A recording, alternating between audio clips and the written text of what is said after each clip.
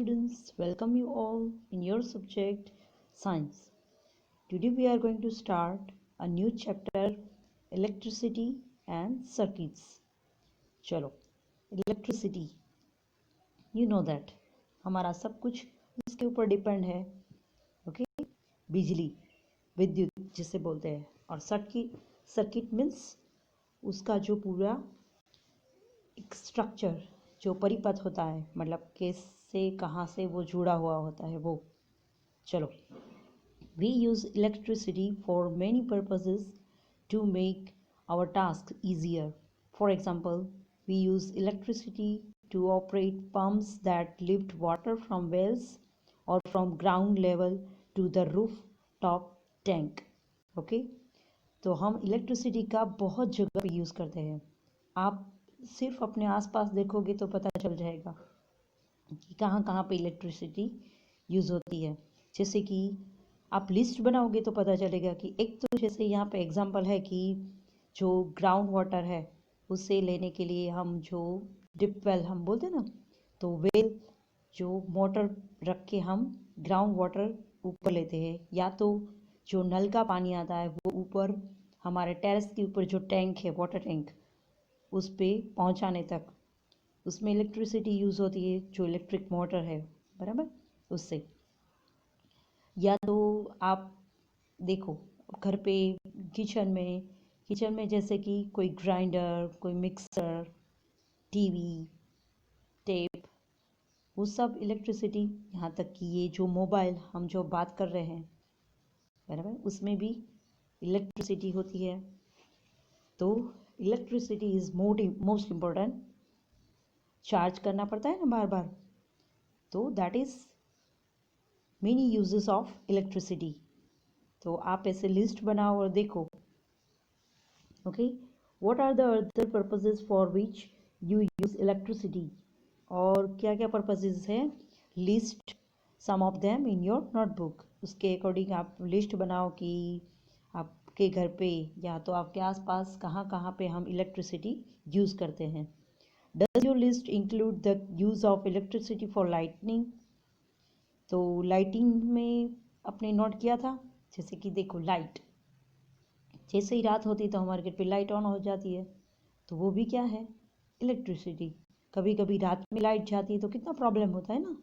दिन में जाता है तो इतना प्रॉब्लम नहीं होता है, मतलब कि कुछ काम हमारे नहीं हो पाते हैं. बट ऐसा नहीं है कि हम सब कुछ काम ना कर पाए, बट रात में जब लाइट जाती है तो बहुत प्रॉब्लम होती है. Am I right? So electricity makes it possible to light our homes, roads, offices, markets and factories, even other after sunset. Yes, शाम होने के बाद तो सब जगह पे इलेक्ट्रिसिटी बहुत ज़रूरी है. आपने देखा होगा रोड पे, अब तो रोड पे सब जगह पे लाइट्स होती हैं, राइट, क्योंकि रात में भी सब व्हीकल्स, कुछ फैक्ट्रीज वो सब चालू होते हैं. कुछ जो मार्केट्स होते हैं वो रात में भी खुले होते हैं, तो वहाँ पे भी लाइट चाहिए. फैक्ट्रीज़ में तो कुछ फैक्ट्रीज़ का काम रात को ज़्यादा होता है, तो वहाँ पे लाइट चाहिए. This helps us to continue working at night. तो रात को भी आप अच्छे से काम कर पाए, उसके लिए इलेक्ट्रिसिटी ज़रूरी है. जैसे कि मान लो आपको रात को पढ़ना है, तो लाइट होगी तो आप पढ़ पाओगे ना. अगर अचानक से लाइट चली जाए तो नहीं होगा, राइट, क्योंकि मोबाइल या कैंडल में तो आप अभी इतना नहीं कर पाओगे, फिर मोबाइल की बैटरी डाउन हो जाएगी. और कैंडल लाइट में तो आप एडजस्ट नहीं कर पाओगे, right. However the supply of electricity may fail और it may not be available at some places. Yes, फिर भी अभी कुछ ऐसी जगह है जहाँ पे बिल्कुल इलेक्ट्रिसिटी नहीं है, वहाँ तक मतलब इलेक्ट्रिसिटी अभी तक पहुँची नहीं है. ओके, तो ऐसी प्लेसेस भी हैं हमारे इंडिया में भी हैं, और ऐसी बहुत सी आउट ऑफ कंट्रीज़ में ऐसी जगह है जहाँ पे इलेक्ट्रिसिटी पहुँची नहीं है. जैसे कि मान लो कि आप कोई केव में गए हो, तो वहाँ पे ऐसी इलेक्ट्रिसिटी वगैरह नहीं होते हैं, बराबर. तो ऐसी बहुत सी जगह है जहाँ पे कोई ऐसे फॉरेस्ट एरिया, हिली एरियाज़ हैं, वहाँ तक इलेक्ट्रिसिटी अभी तक पहुँची नहीं है. सो some places in such situation a torch is sometimes used for providing light. तो तब हम क्या यूज़ करते हैं? टॉर्च। जैसे कि मैंने अभी एग्जांपल दिया कि कोई ऐसी केव है लंबी सी, तो उसमें अगर जाना है तो हम टॉर्च लेके जाएंगे। ओके, तो टॉर्च में भी क्या होता है? A torch has a bulb that light up when it is switched on. जब उसके स्विच ऑन करते हैं तो वो लाइट देता है। Where does the torch get electricity from? तो उसमें इलेक्ट्रिसिटी कहाँ से आई? देखो, हमारे घर में जो इलेक्ट्रिसिटी होती है वो इलेक्ट्रिक बोर्ड के साथ, वायर्स के साथ कनेक्टेड होते हैं। तो टॉर्च में इलेक्ट्रिसिटी कहाँ से आई? पता है? सेल। ओके, जिसे हम सेल बोलते हैं, इलेक्ट्रिक सेल। चलो अब हम उनके बारे में पढ़ते हैं। सेल सबने देखे हुए हैं। आपके कौन कौन से ऐसे इक्विपमेंट्स हैं जहाँ पे आप इलेक्ट्रिक सेल्स यूज़ करते हैं? एक तो हमारे घर के टीवी का रिमोट। ओके, दूसरा और कहाँ पे सेल यूज़ करते हैं? कोई मोबाइल में, या तो कोई ऐसी गेम है। ओके, हाँ, अभी तो टॉय कार ऐसी आती है रिमोट कंट्रोल वाली, तो उसमें भी सेल्स यूज़ होते हैं। तो ऐसे सेल्स से भी आप यूज़ कर सकते हैं। वॉल क्लॉक, उसमें सेल्स होते हैं। So electricity to the bulb in torch is providing by electric cell. The electric cells are also used in alarm, clocks, wristwatches. wristwatches में भी होते हैं, छोटे छोटे बटन सेल होते हैं. Okay, transistor, radio, camera and many other devices. Have you ever carefully looked at an electric cell? आपने कभी इलेक्ट्रिक सेल में ठीक से देखा है? You might have noticed that it has a small metal cap on one side and a metal dies on the other side. आपने देखा है ठीक से कि उसमें बीच में जो मेटल का ऊपर कवर होता है एक साइड पे, दूसरी साइड मेटल डाइस मतलब छोटा सा ऐसे होता है। तो और उसके ऊपर did you notice that the positive मतलब plus sign and the negative means minus sign marked on the electric cell. अगर घर पे इलेक्ट्रिक सेल पड़े हैं ना तो आप देख लीजिए, उसमें एक साइड प्लस साइन होता है, एक साइड माइनस साइन होता है। तो प्लस दैट मीन्स पॉजिटिव और दूसरा नेगेटिव।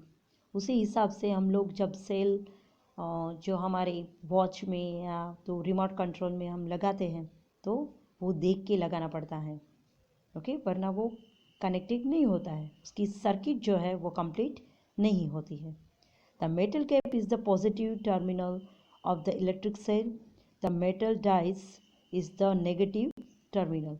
तो metal dies है वो नेगेटिव है, और जो metal cap है ओके ऊपर छोटा सा होता है जो राउंड राउंड दिख रहा है ना आपको, दैट इज metal cap, वो पॉजिटिव टर्मिनल है। The metal dies is the negative terminal. All electric cells have two terminals, a positive terminals and the negative terminals. देखो यहाँ जो सेल है उसमें भी साइन है प्लस एंड माइनस, मतलब ऊपर क्या है positive terminals. An electric cell produces electricity from the chemical stored inside it. Yes, electricity उसमें इसीलिए जनरेट होती है क्योंकि उसमें कुछ ऐसे केमिकल्स हैं जो इलेक्ट्रिसिटी जनरेट करते हैं। Okay, when the chemicals in the electric cell are used up, the electric cell stops providing electricity. देखो, जब इलेक्ट्रिक सेल के अंदर जो केमिकल मिक्सचर है उसमें जब वो यूज़ हो जाए पूरा, तो फिर वो उसमें मतलब हम बोलते हैं ना कि सेल ख़त्म हो गया, तो वो इलेक्ट्रिक का जो मिक्सर है उसमें से इलेक्ट्रिक जनरेट होना बंद हो गया है, यूज्ड हो गया है। तो फिर वो जो इलेक्ट्रिसिटी है वो देना बंद कर देते हैं। मतलब कि हमारी जो टॉर्च है वो चालू नहीं होगी, रिमोट कंट्रोल है तो वो ठीक से वर्क नहीं करेगा। ओके, चलो नीचे जरा देखते हैं क्या है। यस, ये साइन आपने देखी होगी, कहीं पे भी कोई इलेक्ट्रिक जो आइटम है वहाँ पे ये डेंजर साइन लिखा होता है, इसका मीनिंग क्या है पता है? ये कोई भूत भूत का साइन नहीं है। इसका मतलब ये है कि जो इलेक्ट्रिसिटी है, तो जहाँ पे इलेक्ट्रिसिटी या तो ऐसे पावर्स आ रहे हैं, ऐसे कोई इक्विपमेंट्स है जो बड़े बड़े होते हैं, तो वहाँ पे ज़्यादा इलेक्ट्रिसिटी जनरेट होती है, तो वहाँ पे टच करना या तो उसके नज़दीक जाना it quite dangerous for us. Okay, तो इसलिए हमें थोड़ा ध्यान रखना चाहिए, इसलिए पहले से ही वो वहाँ पे साइन दे देते हैं। इसका मतलब ये कि हम लोग पूरी तरह से डाई हो जाएंगे। ओके, इसलिए ये बोन्स का साइन इसलिए है। You might have seen the danger sign shown the displayed on the poles electric substances. Okay, substation जो होते हैं ना, एरिया वाइज सबस्टेशन होते हैं, एंड मेनी अदर प्लेसेस, कोई जहाँ पे ज़्यादा इलेक्ट्रिक जो ऐसे क्या इलेक्ट्रिक जो मशीन्स होती है वहाँ पे भी ऐसे साइंस होते हैं। It is warn people that electricity can be dangerous if not handle properly. अगर इलेक्ट्रिसिटी को ठीक से हैंडल ना किया जाए तो वो डेंजर हो सकता है। मतलब आप उसे ठीक से समझो नहीं तो केयरलेस वहाँ पे बिल्कुल नहीं रहना है। ओके, तो अगर आप प्रॉपरली उसे हैंडल नहीं कर पाओ तो मतलब आपके लिए डेंजर साबित हो सकता है। Carelessness is handling electricity and electric devices can cause severe injuries and sometimes even death. Yes, देखा होगा आपने, कई लोगों को इलेक्ट्रिक शॉक लगते हैं, तो कुछ जो हमारे बॉडी पार्ट्स होते हैं वो इंजर्ड हो सकते हैं, और कभी कभी कुछ लोगों की तो डेथ भी हो जाती है अगर ज़्यादा डेंजर है ऐसा है तो। इसलिए हमेशा ध्यान रखना बच्चों, कोई भी इलेक्ट्रिक जो इक्विपमेंट्स है घर पे, वो बिना पेरेंट्स के पूछे कुछ भी ऐसे नहीं करना है। ओके, छोटा मोटा है तो इट्स ओके, जैसे कि रिमोट से आप ऑन ऑफ करो, चेंज करो चैनल्स, वो कोई प्रॉब्लम नहीं है। बट कोई ऐसे वायर्स है तो उसे मिक्स है, उसमें बिना किसी से पूछे कुछ भी आपको ऐसे टच नहीं करना है या ऐसे स्विच ऑन नहीं कर देना है। अगर पूरा ऐसे इलेक्ट्रिसिटी में क्या है कि अभी सब जो घरों में इलेक्ट्रिसिटी अंडरग्राउंड है, मतलब आपको वायर्स वगैरह दिखते हैं घर में, नहीं दिखते हैं, तो ऐसा वैसा अगर कुछ हो जाए तो वो इलेक्ट्रिक्स वायर्स अंदर से एक दूसरे के साथ जुड़ जाते हैं और सब जगह पे वो इलेक्ट्रिक्स की वजह से फायर स्टार्ट हो जाता है। ओके, आपने देखा होगा ऐसे बहुत से इंसिडेंट हमारे आसपास बनते हैं। Am I right? चलो ओपन नेक्स्ट पेज। देखो, the electric cell then has to be replaced with the new one. तो जब एक सेल ख़त्म हो जाए तो हम दूसरा सेल उसकी जगह पे दूसरा लगाते हैं ना, नया। A torch bulb has an outer case of glass that is fixed on the metallic base. देखो यहाँ पे फिगर में आप देख रहे होंगे ऊपर पिक्चर में।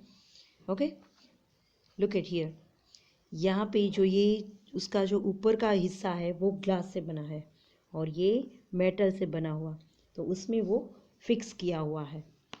Okay, and what is inside the glass case of the bulb. तो जो ग्लास का पूरा गोला है उसके अंदर क्या है, तो देखते हैं। Take a torch and look inside its bulb. एक टॉर्च ले लो और उसके अंदर देखो, मतलब कि जो पूरा ना हो वो लेना है आपको। ओके, तो क्या करना है आपको कि टॉर्च लेनी है, inside its bulb you can also take out the bulb with the help of your teacher. What do you notice, क्या देखा आपने, अंदर आपको कुछ पतला पतला ऐसा वायरिंग ऐसा दिखता है। Do you find a thin wire fixed in the middle of the glass bulb, दिखता है ना, थोड़ा हिलता हुआ। नाउ अभी तो वो वाइट लेयर वाले आ गए हैं तो आपको ऐसे अंदर नहीं दिखेंगे, पर पहले ऐसे छोटे छोटे जो टॉर्च अभी भी है ना उसमें ऐसे बल्ब्स आते हैं। Now switch the torch on the and observe which part of the bulb is glowing. और देखो कि कौन सा पार्ट ग्लोइंग मतलब कि कौन सा पार्ट लाइट दे रहा है. The thin wire that gives off light is called the filament. तो बीच में जो पतला वायर आपको दिख रहा है ना, दैट इज कॉल्ड फिलामेंट. और वही इलेक्ट्रिक जनरेट करता है, उसमें ही इलेक्ट्रिसिटी दिखती है of the bulb. The filament is fixed to the two thicker wires. दो वायर्स के ऊपर वो फिक्स किया हुआ होता है. Which also provide support to it. उसे सपोर्ट करते हैं एज शॉन इन फिगर 12.2. बराबर. तो आप ऊपर जैसे देख रहे हो कि दोनों साइड होते हैं और बीच में ऐसे लटकता हुआ होता है filament. Okay. So one of this thick wire is connected to the metal case at base to the bulb. तो बल्ब में जो मेटल केस है उसमें जो वायर्स है उसके साथ वो कनेक्टेड होता है. The other thick wire is connected to the metal tip at the centre of the base. एक बीच में होता है. बराबर. तो एक साइड में जो मेटल्स है उसमें कनेक्टेड होता है, एक सेंटर में होता है. The base of the bulb and the metal tip of the base are two terminals of the bulb. तो वो एज ए टर्मिनल ऐसे वर्क करते हैं. जैसे कि हमें पता है ना कि सब में टू टर्मिनल्स होते हैं, positive and negative. Okay. These two terminals are fixed in such a way that do not touch each other. वो ऐसे होते हैं कि दोनों एक दूसरे से जुड़े ना हो, इतने दूर थोड़े रहते हैं. बराबर. The electric bulbs used at home also have a similar design. तो हमारे घर में जो इलेक्ट्रिक बल्ब्स होते हैं, अभी भी कुछ घरों में छोटे छोटे बल्ब जैसे लगे होते हैं, तो उसमें आप देख लेना, आपको फिलामेंट दिखाई देंगे. ओके. जो वाइट आते हैं उसमें आपको ऐसे नहीं दिखेंगे, एलईडी लाइट है ना वो, तो इसलिए. Okay. Thus both the electric cell and the bulb have two terminals each. Why do they have these two terminals? तो उसमें टू टर्मिनल्स क्यों हैं? क्योंकि वही तो हमें आगे सीखना है कि पॉजिटिव और नेगेटिव टर्मिनल्स वो होने ज़रूरी है. और उससे पूरा उसके बेस, ये उसका मेन बेस है कि कहाँ से इलेक्ट्रिक पावर कहाँ से कहाँ सप्लाई होना है. इसलिए कभी कभी जो शॉर्ट सर्किट कभी होते हैं ना, कभी कभी तो वो न हो इसलिए. ओके. और देखो ऊपर जो क्वेश्चन है हम देखते हैं, क्या हमारे लिए चेतावनी है. विद्युत मतलब जो है electricity. Okay. So never join two terminals of the electric cell without connecting them through a switch and a device like a bulb. Yes. कभी पॉजिटिव और नेगेटिव जो टर्मिनल्स है उसको कभी जो डिवाइस है उसके सिवा कभी ऐसे बाजू बाजू में नहीं रखने चाहिए. उसमें स्पार्क होता है. कई लोग करते हैं ना, वायर से ऐसे बाजू बाजू में करके उसे टच करवाते हैं, तो उसमें स्पार्क होता है. दस अ switch and device like a bulb. तो वो बल्ब की तरह ऐसे चालू हो जाता है.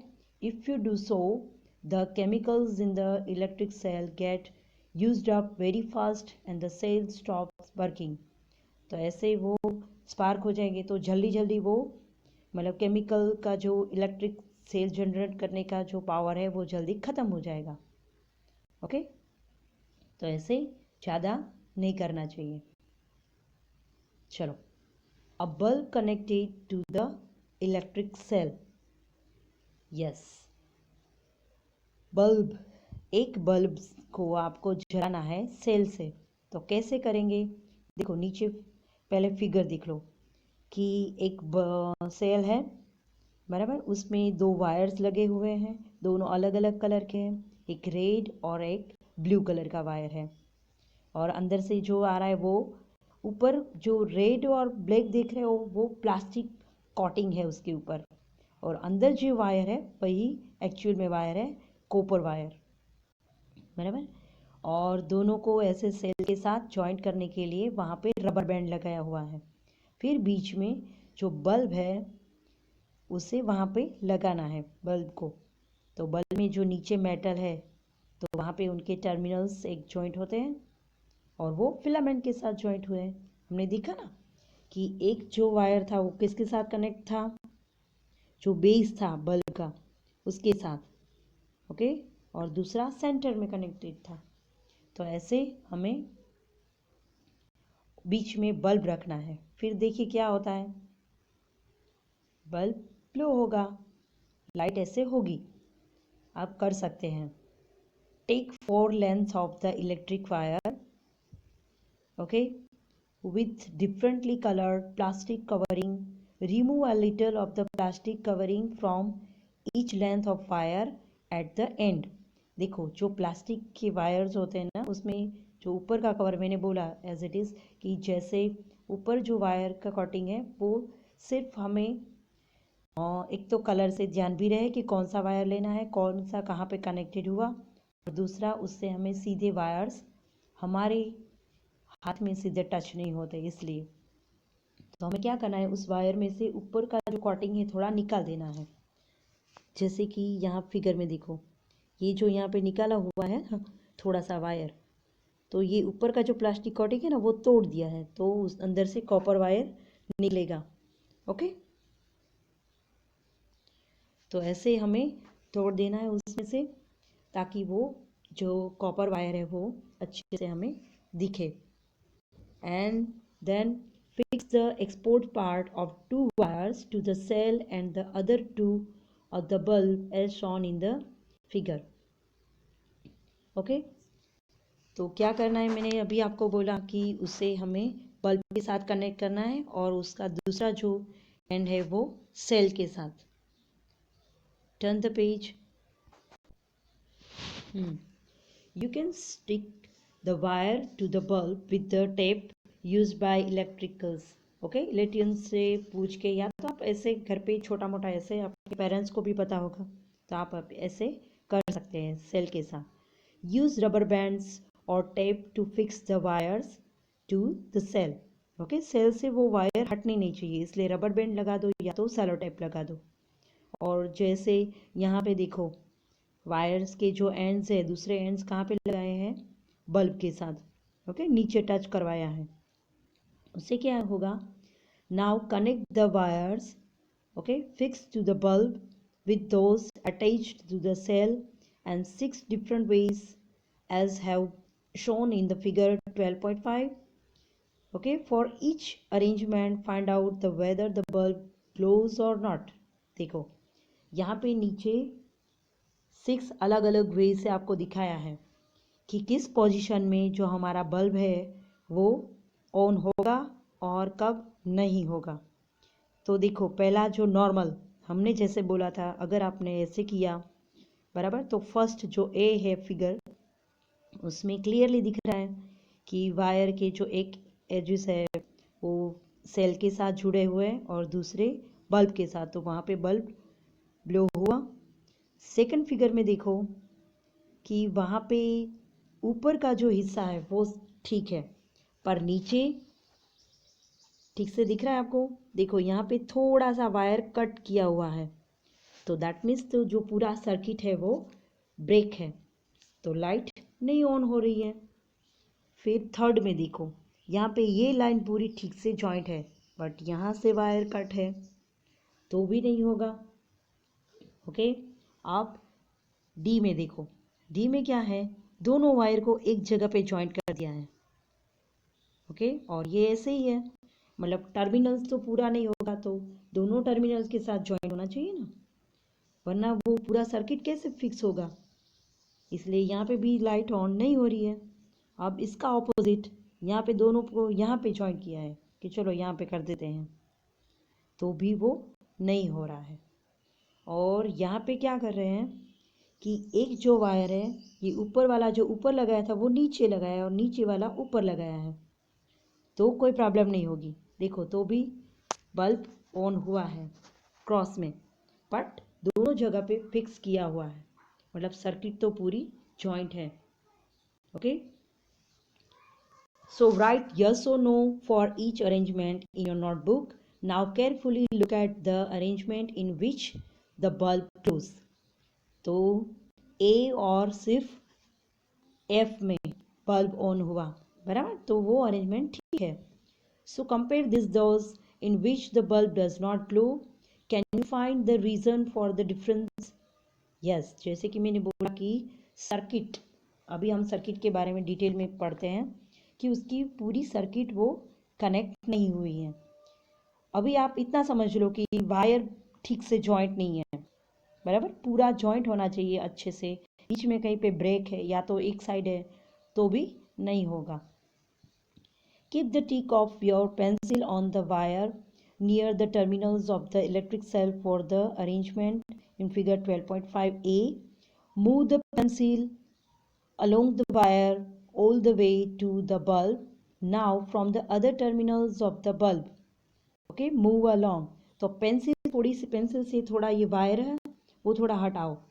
मतलब क्या बोल रहे हैं कि ये जो यहाँ पे बल्ब ऑन है ना, तो यहाँ से ये वायर को थोड़ा हटा दो थोड़ी देर के लिए, तो फिर से बंद हो जाएगा. फिर यहाँ पे लगा दो तो चालू हो जाएगा. फिर ये वायर को थोड़ा हटाओ, फिर से टच करवाओ, तो वो मतलब ऐसे ऑन ऑफ होगा. मतलब पूरा जो सर्किट है, वो पूरा वायरिंग है, वो ठीक से कनेक्ट होना चाहिए. That is the most important. Repeat this exercise for all the others arrangements. Okay, in figure 12.5, did the bulb glow for the arrangements in which you could not move the pencil from the one terminal to the other? तो किसमें नहीं होगा कि जैसे जिसमें broken है wires, वहाँ पे नहीं होगा. ओके, तो अगर उसे जॉइंट करवा दो तो वो हो जाएगा. जैसे कि ये सेकंड में आप देख रहे हो, वहाँ पे दोनों वायर्स को जॉइंट कर दो तो फिर वो बल्ब ऑन हो जाएगा. अंडरस्टैंड? चलो, तो आज के लिए यहाँ पे रखते हैं स्टूडेंट्स. Thank you.